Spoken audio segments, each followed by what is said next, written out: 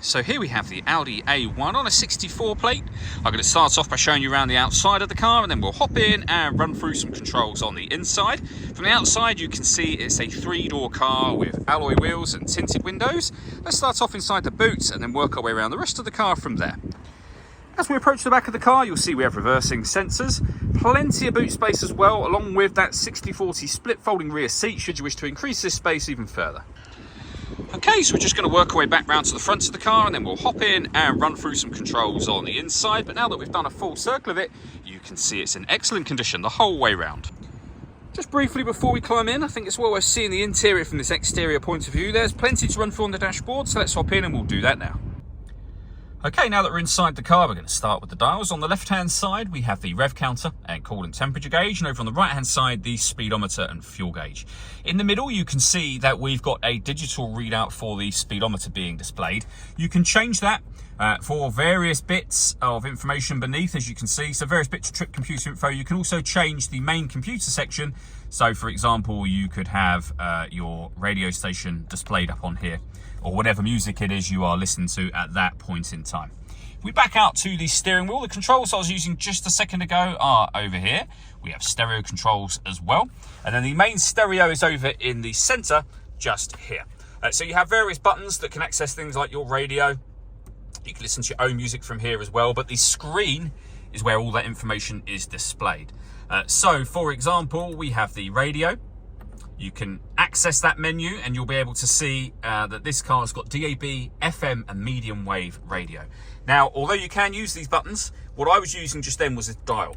This dial will rotate through all the menus. These 4 buttons here relate to the 4 corners of the screen. So, for example, if you want to come out of the radio menu, you can do.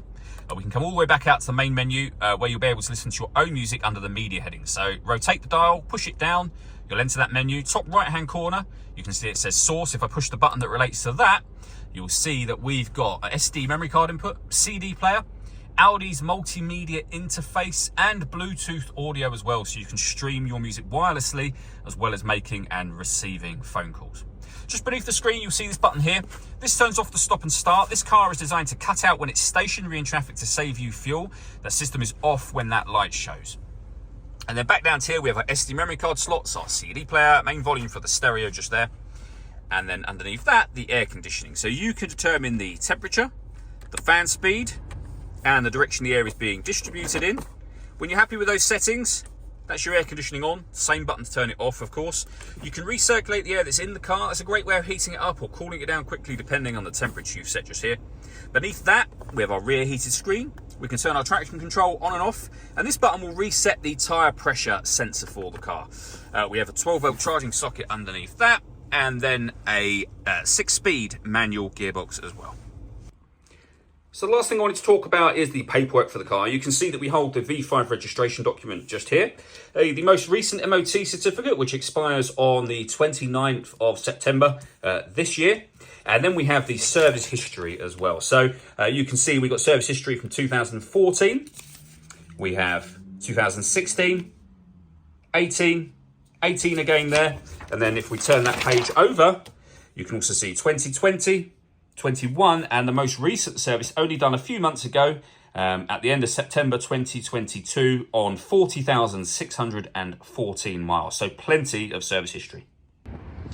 All that leaves me to say is thank you for taking the time to watch this video. If you'd like to come and see the car in person and have a test drive, please feel free to give us a call here at Mach 1 Cars. We'd love to hear from you soon.